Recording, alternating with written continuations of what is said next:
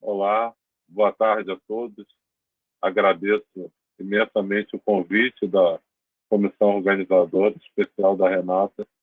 Fico muito feliz de poder participar desse evento, né?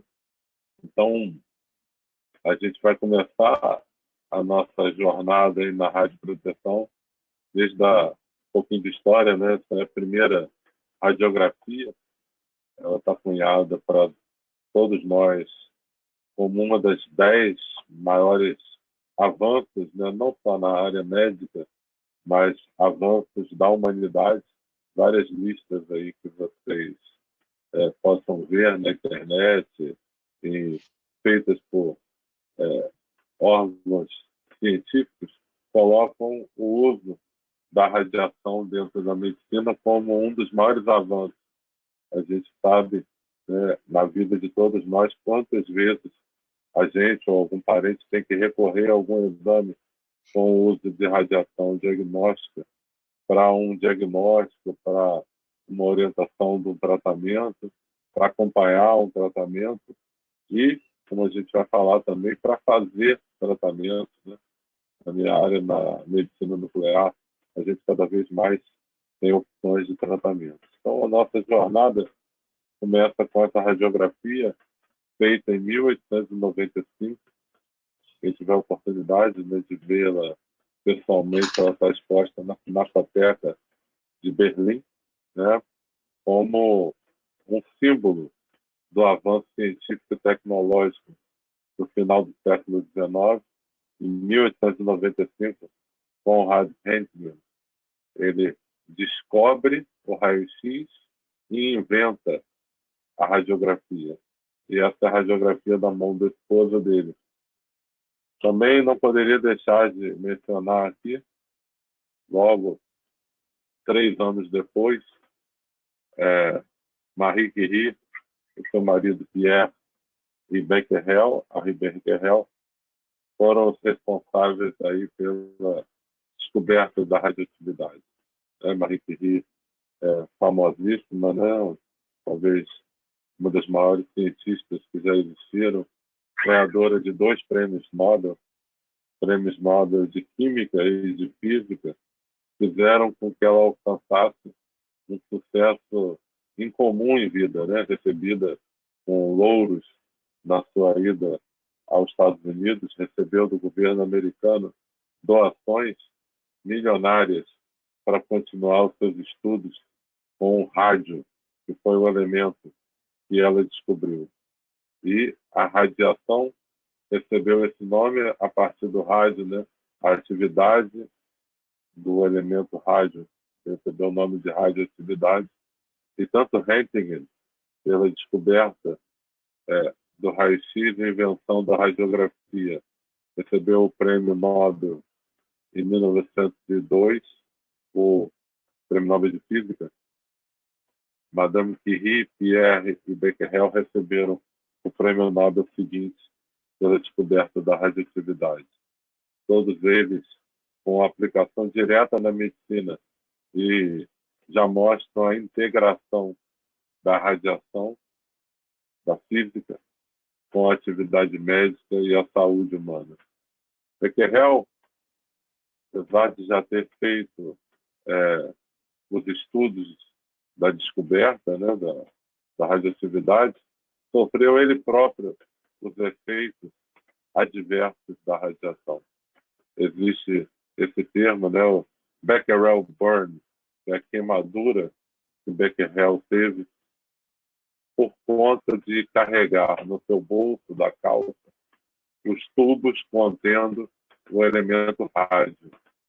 E essa queimadura, ela é descrita na literatura como uma queimadura sem dor, né?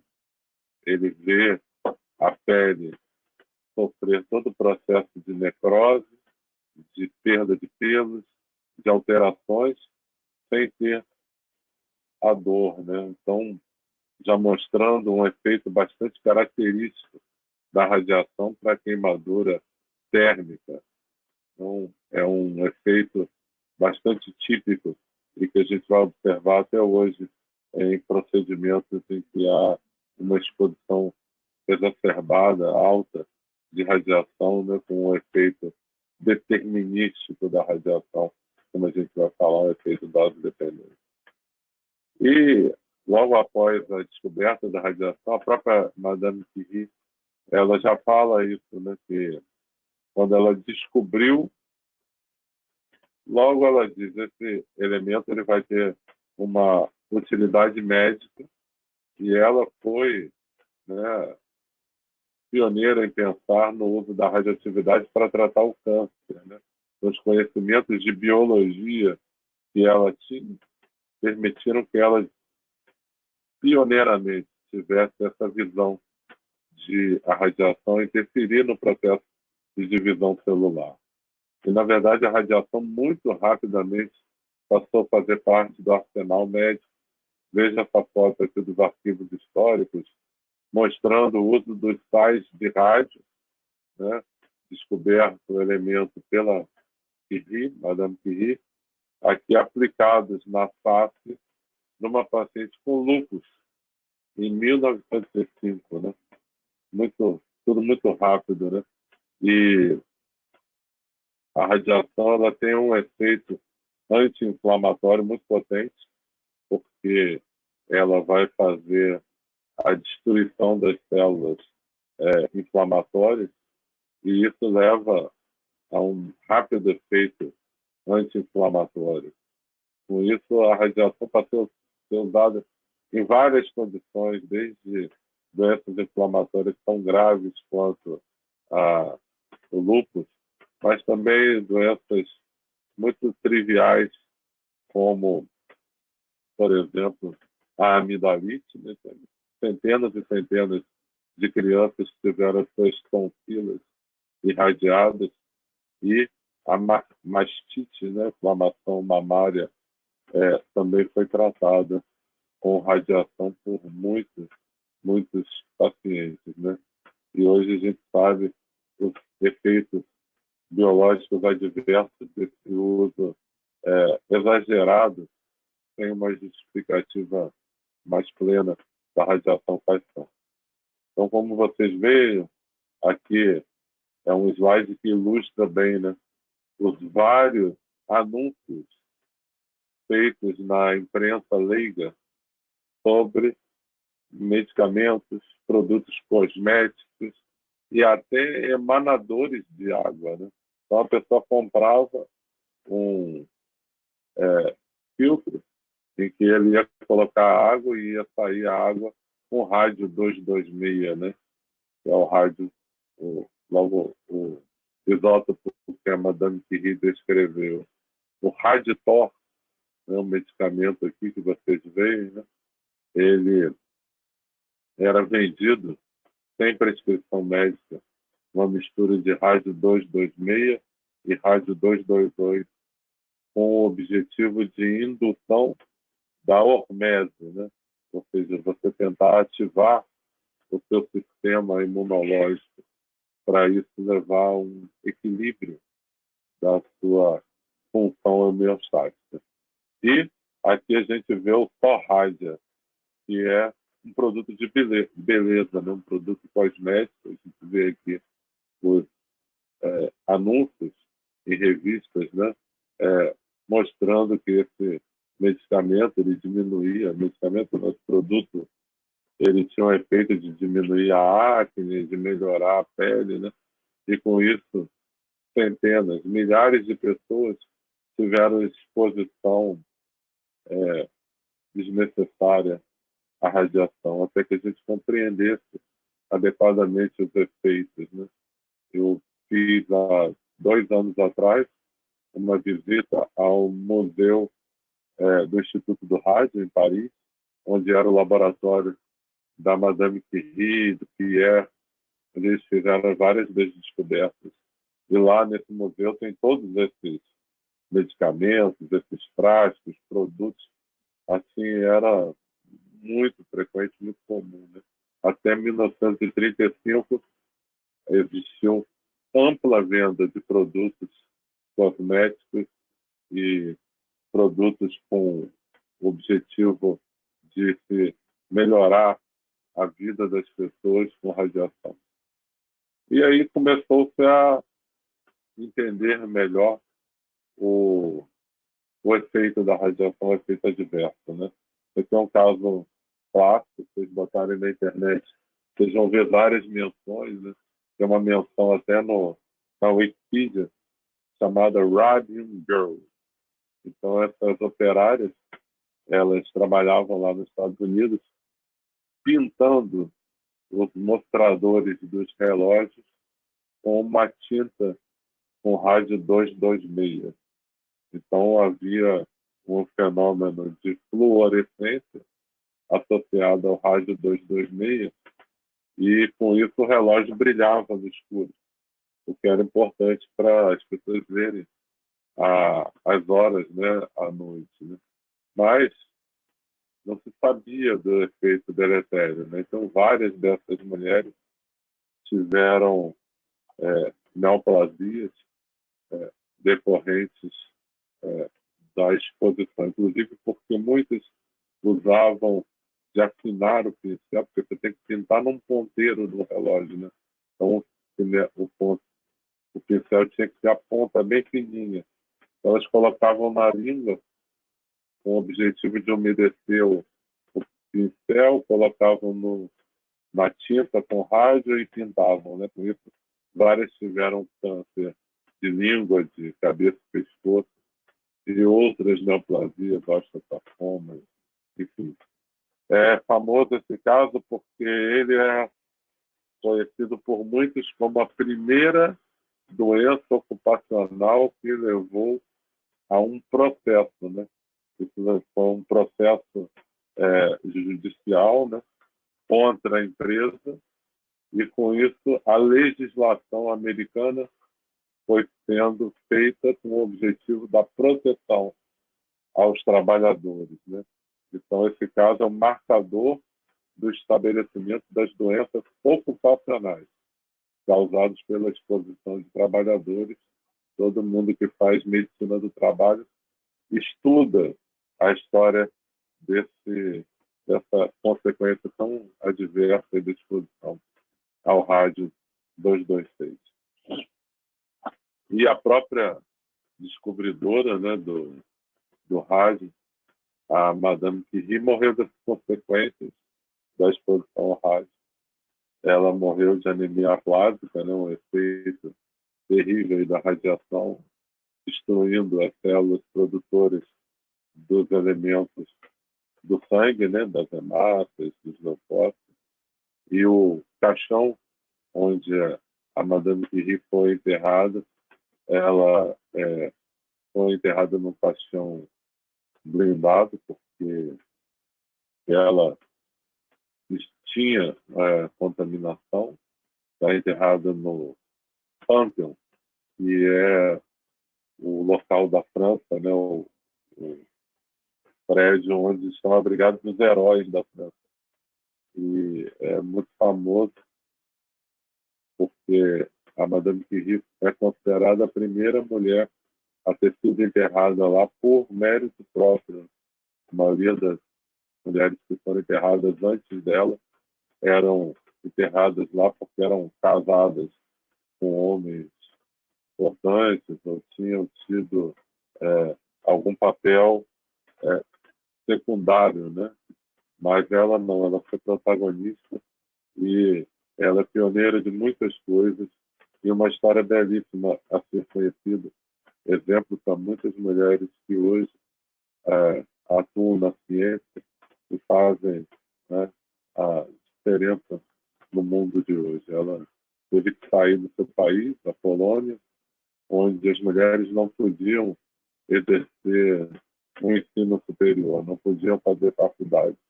Foi para a França, onde fez a sua graduação em física. Foi a primeira mulher a fazer doutorado em física, a primeira professora na Universidade de Sorbonne, a primeira mulher a ganhar um prêmio Nobel, sendo que o segundo prêmio Nobel de Física foi para uma mulher. Uma coisa admirável e que serve como uma lembrança que todos nós podemos alcançar os nossos sonhos, desde que a gente se dedique, né? E aqui estão os cadernos onde ela escreveu os experimentos do rádio, né? Esses cadernos estão contaminados e dentro do museu, até hoje eles estão contaminados, estão separados por causa da radiação. Então a radiação, ela tem que ser conhecida, ela não tem que ser temida. É a frase de Madame Curie que está associada ao seu discurso, onde ela ganhou o prêmio Nobel. Então, aqui está a primeira recomendação em 1921 no Comitê de Proteção do Rádio e ao Raio-X britânico, e que são consideradas hoje, historicamente, as primeiras recomendações de radioproteção escritas. E se vê não mais do que 7 horas de trabalho por dia, com radiação, descanso aos domingos e 2 metades de dia por semana, tentar o máximo por tempo ser fora de casa, né, outdoors, ter férias anuais de 1 mês, ou equivalente.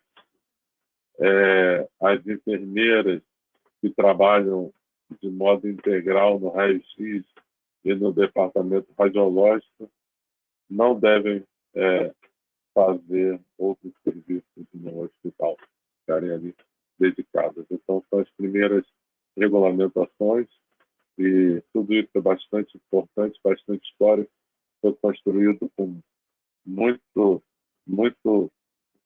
cuidado e com muito entendimento de como a ciência deveria se portar. E isso tudo é um preâmbulo para que a gente entenda como é a situação hoje dos efeitos biológicos da radiação. Então, as questões prementes são essas, né? Quais os efeitos da radiação nas células? Qual a quantidade de radiação necessária para que haja um aumento do risco da saúde humana? Quais os efeitos da exposição à radiação à saúde? E existe um nível de radiação considerado seguro? Então, a gente não pretende esgotar, mas a gente pretende que, ao final dessa apresentação, vocês tenham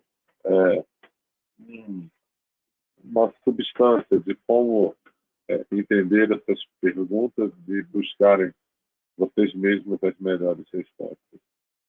Então, as respostas variam muito, né? Por exemplo, existe uma hipótese muito forte, né? A radiação é boa. A hipótese da hormese, que ela, em baixas doses, ela estimula o sistema imune, né? E tem estudos que mostram que você bota um cobaio num ambiente sem radiação nenhuma e um cobaio com uma baixa dose de radiação, o cobaio estimulado com a baixa dose de radiação, ele é mais resistente a doenças e acaba vivendo mais. Mas nem tudo que acontece num ambiente experimental controlado se traduz para vida fora desse ambiente, né? Existe uma outra corrente que interpreta que baixos níveis de radiação são seguros, não aumentam o risco à saúde. Então, essa é uma corrente muito forte na Europa, né? Que baixa dose de radiação é segura, que você tem um limiar. E existe uma outra corrente que não tem limiar, que é muito forte nos Estados Unidos, e qualquer exposição à radiação está associada a um aumento do risco. É a hipótese linear sem limiar, né? Sem limite mínimo, né? E as academias de ciência, elas fazem a tal da guerra das academias entre teorias diferentes para explicar o efeito da radiação.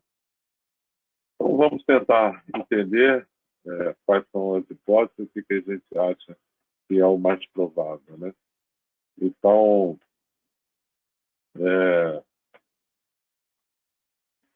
os riscos da radiação, eles são estimados pela dose absorvida no tecido, né? Mas depende do tipo da radiação. Então, uma radiação que tem carga, que tem uma entrega de energia grande, como uma radiação alta, tem um efeito completamente diferente de um nêutron, né, que tem uma carga muito menor. Você vê que não tem carga, mas tem uma massa muito menor, e diferente de uma radiação do tipo raio gama. A energia que a radiação deixa no corpo, quanto maior a energia, então, se eu tenho dois nêutrons, o nêutron que tem mais energia vai entregar mais radiação, como o raio gama ou raio-x. Né? O local do corpo também em que é irradiado é crucial.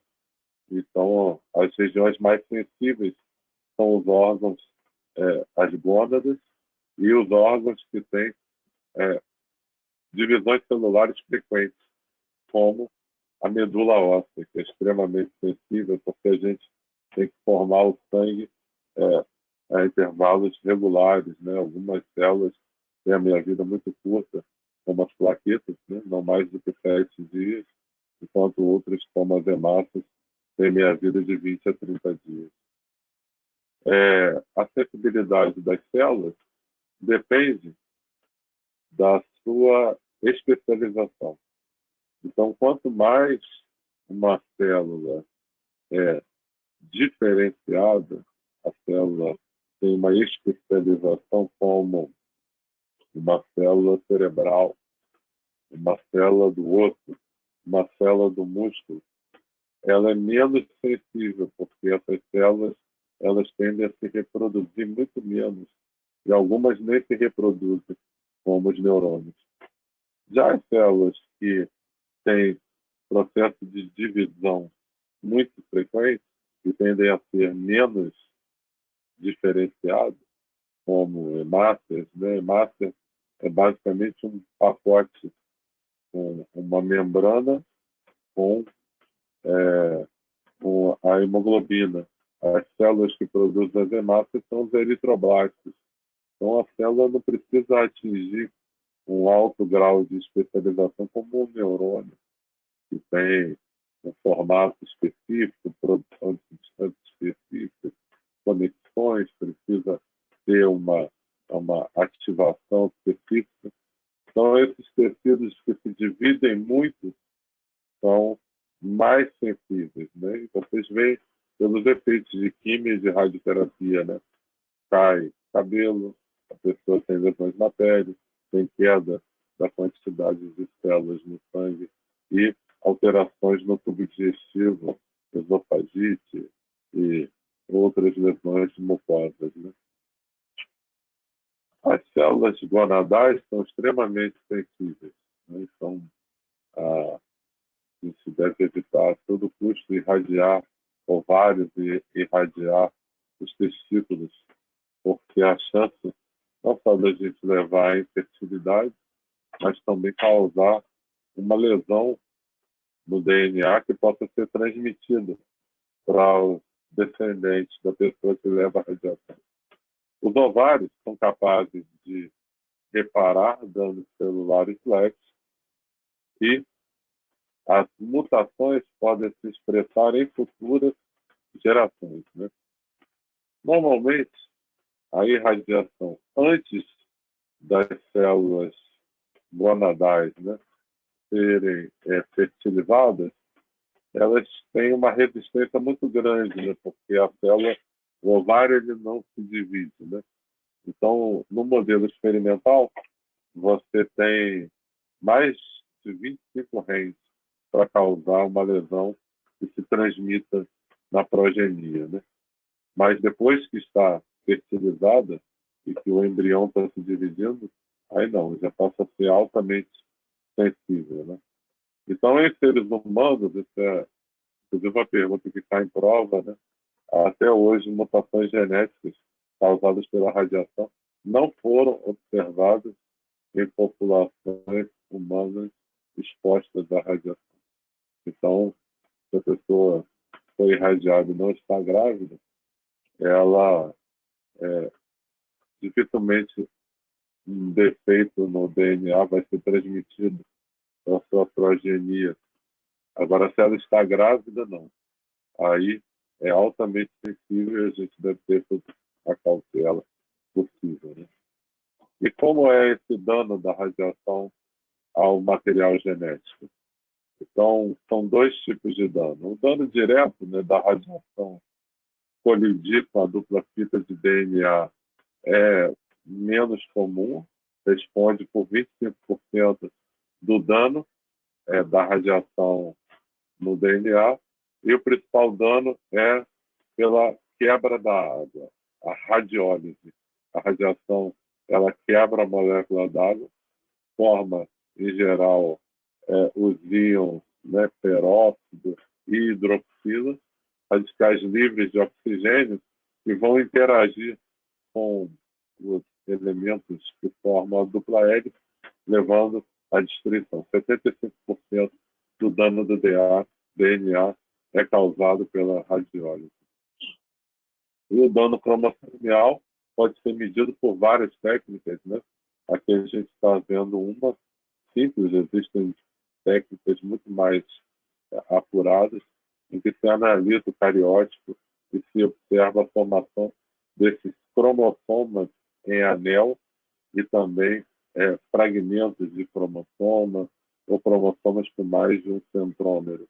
São marcadores de dano cromossomial, então a pessoa que se expôs à radiação pode colher o sangue, fazer o cariótipo para analisar o número de danos ao cromossoma, né? Então, o dano ao DNA forma um cromossomo com 2 centrômeros, cromossomos em anel, e você consegue mensurar esse efeito no DNA. E o que ocorre após esse dano cromossomial? Várias coisas. Uma célula sempre tenta corrigir os seus danos, né? Ela consegue reparar danos leves, mas ela pode também não conseguir reparar e ficar com um dano, e esse dano ser transmitido, né? Mas a nossa principal preocupação é esse dano levar a uma mutação, e essa mutação levar ao câncer. Isso é o chamado efeito estocástico, que a gente já vai discutir. E muitas células, a radiação faz com que a célula pare de funcionar ou morra. E isso pode ser até um efeito desejável, quando a gente faz radioterapia ou terapia com radionuclídeos, e que a gente quer fazer com que o tumor pare de crescer ou até diminua e desapareça, né?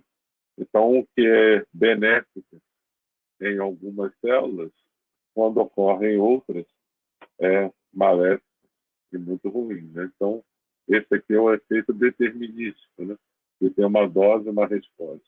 E o câncer é o efeito estocástico. Então, está aqui esse gráfico, é um pouco complexo, mas mostra que a molécula mais importante a sofrer efeito da radiação é o DNA. E o DNA sofre várias anormalidades da radiação, que vão desde a alteração da expressão genética, mutações isoladas, aberrações cromossomiais, até a morte celular. Estudos mostram que a maior parte do efeito da radiação no DNA é reparado. Nosso corpo, na verdade, ele tem máquinas muito perfeitas de reparo do DNA, porque o DNA é essencial para a vida. Então, existem todos aparatos de maquinário intracelular que tentam corrigir os danos.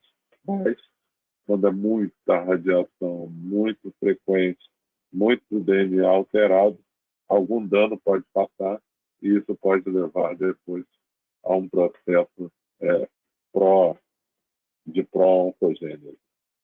Então, aqui a gente observa as vias, né, da radiação, sejam raios gama, sejam raios X, partículas ionizantes, levam a alterações químicas, né, a radiólise, lesões diretas, levam a um dano do DNA, que a gente pode ter um reparo, que ocorre na maioria dos casos, ou podemos ter transformações malignas, levando ao câncer, podemos ter morte da célula, ou podemos ter mutações que podem, no futuro, ser transmitidas, apesar de ser humano isso está menos documentado. Então, a radiação ela tem dois grupos de efeitos, né? Esses efeitos estocásticos, e é muito importante esse conceito, são efeitos em que há uma probabilidade de ocorrência em função da dose. Não existe um limiar, ou seja, quanto mais radiação eu tomar, maior chance de ter um câncer. Mas não existe assim, se eu tomar acima de tanto, eu vou ter um câncer. Não pode ter. Uma única exposição à radiação, isso, 10 a 20 anos depois, vai ocasionar um câncer. E o outro pode ter várias exposições à radiação e não ter. Né? Então, qualquer indivíduo irradiado tem uma chance de efeito, mas só depois de um período longo, a partir do momento que ocorreu. E o efeito determinístico não, ele é um efeito dose e resposta direta e com um limiar. Então, em dias, horas ou minutos, num curto espaço de tempo, aquela radiação faz efeito. O efeito determinístico é muito parecido com a queimadura na praia. Você fica deitado ali 10 minutos, você pode ficar vermelho, ficar 3 horas no sol. Você vai ter queimaduras de primeiro, segundo grau, né? E os efeitos vão ser maiores com o aumento da dose. Então, mais tempo no sol, mais tempo irradiado, maiores as consequências. Já um indivíduo que fez muito mais exames, por exemplo, com radiação, ele não vai ter um câncer pior do que o outro que só fez um e teve uma mutação. Não tem no efeito estocástico essa relação, enquanto no determinístico tem. Então, os efeitos determinísticos mais comuns são esses, né? Inflamação, alteração da pele, náusea, vômito, anorexia, diarreia, queda dos cabelos, anemia, hemorragia, infecções, aquele quadro que vocês veem nas pessoas irradiadas, né? E parece muito nos filmes de Hollywood, ou às vezes quando a gente vê na televisão pessoas que foram envenenadas com radiação, aí que ocorre às vezes em alguns países do mundo. Esses efeitos estão atribuídos à morte celular ou perda da capacidade de repor células, né, como as células sanguíneas, por causa do efeito da medula óssea ou no trato gastrointestinal. Doses altas de radiação podem causar efeitos muito rápidos, né, e agudos. Né? Então, os indivíduos que se expõem a doses tão grandes aqui, né, então vocês vejam aqui, os trabalhadores de Chernobyl que morreram em um mês, eles foram expostos a 6 sieverts de radiação. E todos que chegaram nessa dose morreram em um mês. Já os indivíduos que chegam a 10 sieverts, eles morreram muito antes. Né? E se for doses acima de 15 sieverts, o indivíduo pode entrar em coma pela lesão do sistema nervoso cerebral em alguns minutos. Então, dependendo da quantidade de radiação, você já sabe o que vai esperar do paciente. Né? A gente vê aqui a síndrome da irradiação aguda. Né? Então, dependendo da quantidade de radiação, então, o sistema nervoso central, acima de 10 milhões de milirem ou 10 sieverts, choque, náusea, né, que altera, coma, trato gastrointestinal acima de 1 sievert, né, náusea, vômito, desidratação, queda das células da medula óssea, né, com aqui em torno de 300 milissieverts, e alterações cutâneas aqui da ordem de 100 milissieverts. Então, a gente tem essa linha aqui, né? E em algum momento aqui, a gente tem a dose letal em 50% das pessoas. Ou seja, as pessoas que receberem essa quantidade de radiação, 50% das pessoas vão morrer em 1 mês a 2 meses. Né? Então, a gente vê aqui a dose letal, ela é próxima da dose da síndrome hematopoética. Então, isso é bem estudado, bem conhecido, principalmente com os estudos de sobreviventes da bomba atômica. As doses elevadas da radiação também podem causar efeitos em longo prazo, né? Então, a gente vê aqui que o indivíduo exposto uma vez a uma dose alta de radiação, ele pode não ter tido um efeito agudo, mas anos depois ele pode desenvolver um câncer. Isso foi observado sobreviventes da bomba de Hiroshima e a bomba de Nagasaki, acima de 100 milisievert, eles tiveram um aumento consistente dos cânceres, sendo que os cânceres do tipo hematológico, leucemia e linfoma, com uma latência, né, um período até o aparecimento em torno de 5 a 8 anos, e para os cânceres sólidos, câncer de pulmão, colo, mama, em torno de 20 anos, né? 10 a 20 anos de aparecimento desses outros cânceres. Então, os efeitos tardios da radiação foram estudados nos sobreviventes da bomba, e a gente também tem, infelizmente, os defeitos congênitos, né? Esses defeitos congênitos foram crianças que estavam, né, na barriga das mães, né? Estavam mulheres grávidas que foram irradiadas, tiveram, aí, principalmente no primeiro trimestre da gravidez, no momento da órbita. Então, como eu tinha falado, a gente tem esses 3 modelos aqui. Tem um modelo que pouca radiação pode fazer bem. Tem um modelo em que pouca radiação já faz mal, de modo linear, não existe aqui.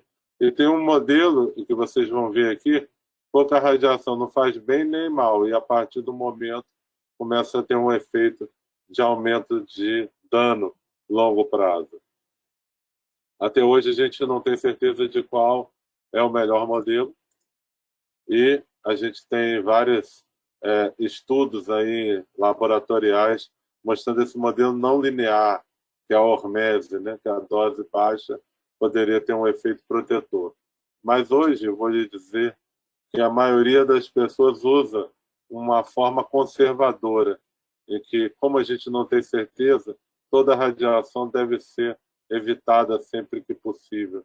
E é esse modelo linear, sem limiar de dose, que é o mais utilizado.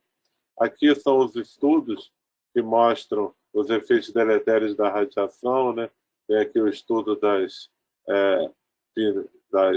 Radium Girls, da mastite pós-parto, da irradiação da coluna. Todos eles, quando somados, mostram o aumento da incidência de câncer, né? Esse é o principal dano que a gente vai se preocupar. Para terminar, eu vou falar então sobre a questão do câncer. A questão do câncer é que, ao longo da vida da pessoa hoje nos Estados Unidos, existe 42% de chance de você ter câncer.